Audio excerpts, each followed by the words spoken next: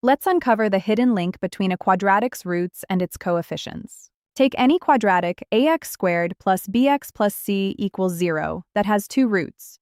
Here is that quadratic drawn as a graph, an upward opening parabola.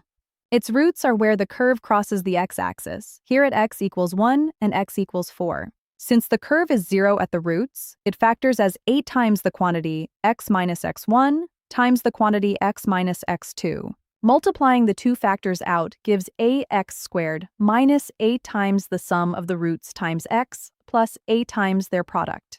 Now compare this, term by term, with the original quadratic up top.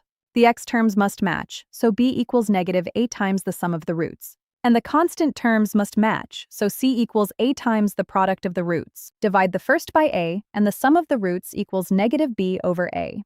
Dividing the second by a, the product of the roots equals c over a. Now test our own parabola, whose roots are 1 and 4. They mirror about the axis of symmetry at 2.5, so they add to 5, negative b over a. And those same roots multiply to 4, matching c over a.